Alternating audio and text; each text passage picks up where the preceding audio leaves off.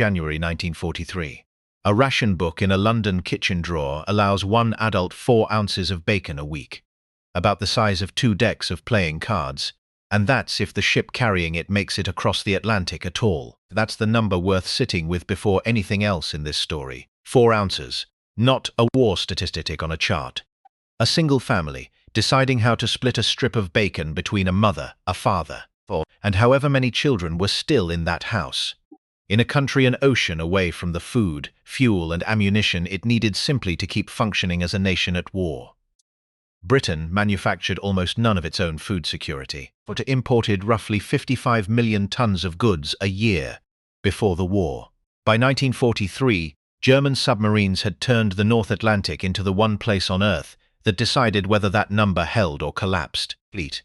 This is a story about 2 different kinds of American warship, and the completely different reactions each one got from the men who commanded Nazi Germany's submarine fleet.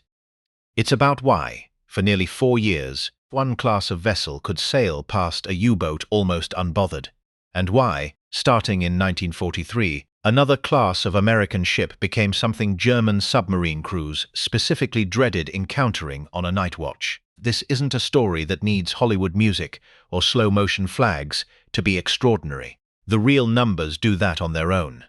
So before we get into who built what and why it worked, I want to ask something, because this channel only exists because people keep answering it honestly. Drop a comment and tell us where you're watching from, and whether anyone in your family served in it. Navy, Merchant Marine, anything connected to the Atlantic. I read every one, and it shapes what gets covered here next. Now, back to the ration book. To understand why the U-boats came so close to starving an entire nation, you have to understand what Grand Admiral Karl Dönitz actually believed he was doing with his submarine force. Dönitz's strategy, refined since before the war even began, was simple in concept and devastating in execution. Britain could not manufacture the war material to fight Germany if it couldn't first import the raw materials, fuel, and food to keep its factories and its people running. Sink enough merchant tonnage fast enough and you don't need to invade the island at all. You just wait for it to run out of everything. For the first 3.5 years of the war, that strategy was working. German U-boat crews called the early period of the war, roughly 1940 into 1941, die glückliche Zeit, the happy time, because Allied merchant ships were sailing largely unescorted or under escort that had no real way to detect a submerged submarine, no way to coordinate attacks with aircraft, and no reliable weapon that could kill a U-boat once it dove. Allied shipping losses climbed from roughly 400,000 tons in the last 4 months of 1939 alone to more than 2 million tons in both 1940 and 1941. By 1942, with the United States now in the war and more targets in American coastal waters, that number reached a staggering 6.26 million tons of Allied shipping sent to the bottom of the ocean in a single year, against convoys defended mostly by aging destroyers, converted trawlers, and corvettes with primitive sonar. German submarine commanders had little reason to fear the escort screen surrounding a convoy. A U-boat could shadow a convoy on the surface at night, faster than most escorts could reliably track it, line up an attack, fire, and dive before anyone on the escort ships even confirmed what had happened. The war diaries and patrol logs of German submarine crews from this period read overwhelmingly like hunting reports, not survival reports. Hunting reports. That confidence would not survive contact with what the United States started putting to sea in 1943. Smaller, cheaper, purpose-built anti-submarine warships that most naval planners on either side had never seen a full class of before. Backed by a piece of intelligence work so effective that German U-boat commanders would spend the rest of the war never quite understanding how the Americans kept finding them in the middle of an empty ocean. That's where this story turns. And it turns on one brutal statistic that even Dönitz himself, in his own words, could not explain away. May 24, 1943. A message goes out from Kriegsmarine headquarters ordering nearly the entire U-boat fleet out of the North Atlantic. It was Karl Dönitz himself who gave that order, and it is one of the rare moments in the entire war where the man who built Nazi Germany's submarine strategy admitted, on paper, that it had failed. In his own post-war memoirs, Dönitz wrote plainly about the North Atlantic convoy routes. Wolf pack operations there were no longer possible. He put it even more bluntly than that. He wrote, "We had lost the Battle of the Atlantic." That admission came at the end of what German submariners themselves would later call, without exaggeration, Black May. In a single month, May 1943, the U-boat arm lost 43 submarines, a quarter of its entire operational strength, gone in 31 days. It was at that point the single worst month of losses German naval forces had suffered in the war. And it happened not because the U-boats stopped hunting, but because the ocean itself had stopped being safe for them to hunt in. So what changed between 1942, when U-boats were sinking 6 million tons of Allied shipping a year with something close to impunity, and May 1943, when Dönitz was pulling his entire fleet off the most important shipping lanes in the war? Part of the answer is aircraft, part is code-breaking, part is radar. But a specific, deliberate piece of that answer is a class of American warship that almost nobody outside the Navy had heard of a year earlier. The Destroyer Escort.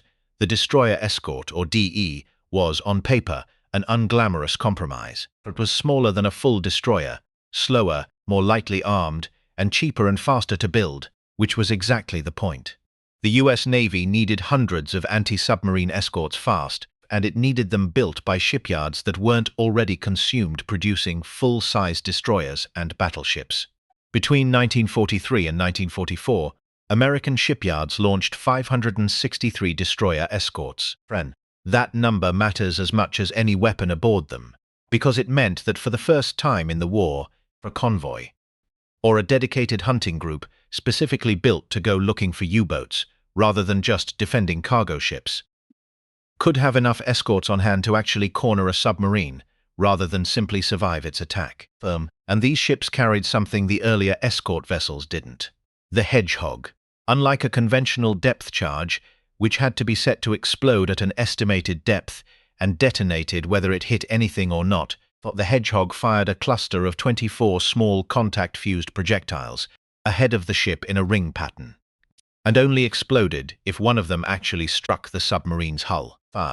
That meant a destroyer escort's sonar operator could keep continuous contact on a diving U-boat throughout the attack run instead of losing it in the explosion of a depth charge barrage, dramatically increasing the odds of a confirmed kill on the first pass, paired with high-frequency direction-finding equipment that let escort groups triangulate a U-boat's radio position the moment it surfaced to report back to Dönitz's command.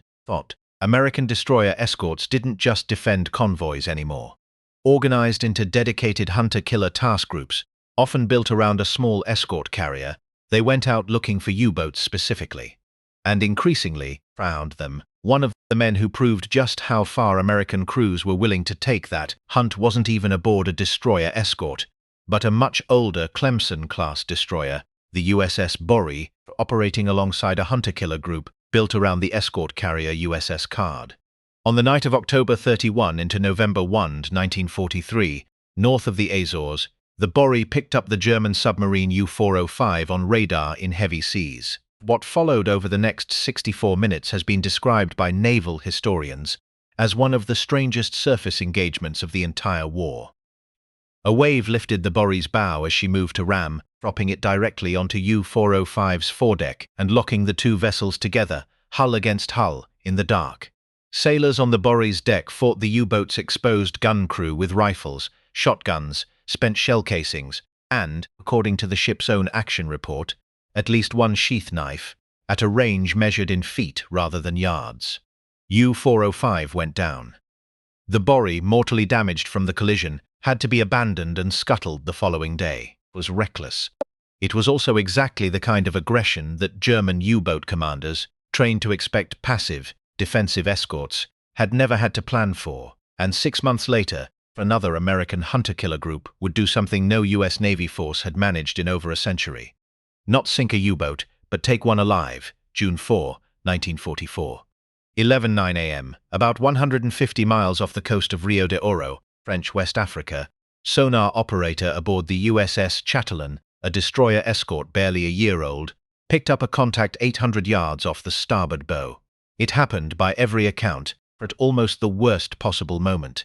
Captain Daniel Gallery's hunter-killer group, Task Group 22.3, had spent nearly 3 weeks hunting without a single confirmed contact, was low on fuel, and had just turned north toward Casablanca to give up the search. 10 minutes after that course change, the Chatelaine found what they'd been looking for. Underneath them was U-505, a German Type IXC submarine on its way home. What happened over the next several hours would end with something the United States Navy had not done since 1815, the year of the War of 1812's final naval actions. They didn't just sink an enemy warship. They captured one, intact, far at sea. The Chatelaine's Hedgehog salvo missed on the first pass. 2 Wildcat fighters off the escort carrier USS Guadalcanal strafed the water to mark the submerged submarine's position for the ships below. On the second run, Chatelaine's depth charges connected, flooding U-505's stern compartments, jamming her rudder, and killing her lights and electrical systems in the same instant. Her German captain, Oberleutnant Harald Lang, had no way to dive and no way to steer. He surfaced and gave the order to abandon ship, believing his boat was already lost. What his crew did next tells you almost everything about how unprepared German submariners were for what was about to happen. In the panic of jumping overboard, only one sailor aboard U-505 remembered to actually try to scuttle her, and he only managed to open a single strainer valve before following his crewmates into the water. As one historian later put it, the German Navy considered the capture of a U-boat at sea so unlikely that training crews for it would have been a waste of time. An 8-man boarding party from the destroyer Escort, USS Pillsbury, led by Lieutenant Junior Grade Albert L. David, reached the still circling submarine within minutes. Motors still running, hatches open, demolition charges still armed and set to detonate. Fired, David would be posthumously awarded the Medal of Honor for going below into a submarine that could have exploded under him at any second. His party found the boat's own diesel engines still turning, disconnected them from the propeller shafts, and stopped the flooding by hand. USS Chatelaine and USS Jenks pulled 58 surviving German sailors out of the Atlantic. Only one man, signalman First Class Gottfried Fischer, was killed. 3 days later, Guadalcanal had U-505 under tow. 2 weeks after that, in near-total secrecy, the captured submarine was pulled into Bermuda, carrying something worth far more than the hull itself. An intact Enigma cipher machine for its rotor settings and current codebooks. The capture was kept classified for the rest of the war specifically, so Berlin would never learn its codes had walked straight into American hands. This is the story German U-boat crews were living inside of by 1944, hunted not by luck, but by task groups purpose-built and drilled specifically to find them, corner them, and in Gallery's case, take them alive. For it's the same story told from the other direction in Karl Dönitz's own post-war reckoning with the Battle of the Atlantic. He didn't dispute the numbers. He couldn't. Germany lost 43 U-boats in May 1943 alone, a quarter of its operational fleet in a single month, in an ocean his crews had once hunted almost unopposed. By the time the war ended, roughly 500 Allied merchant ships and 175 Allied warships had been lost to U-boats across the entire war. A real and terrible toll, and the reason Britain's food ration books stayed thin for years. But against that, Ford, the U-boat arm itself, paid a cost with almost no parallel in the history of naval warfare. Of roughly 40,000 men who served in German submarines during the war, historians estimate around 30,000 never came home.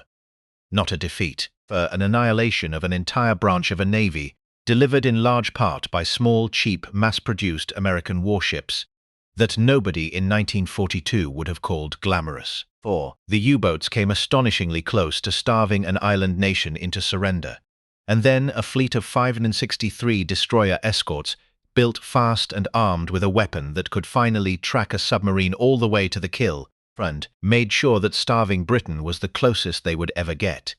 If you want more of this, the real record, the actual dates, not the recycled version, that's exactly what this channel keeps digging up. Drop a comment and tell us where you're watching from and whether anyone in your family served in it. I read every one, and it shapes what gets told next.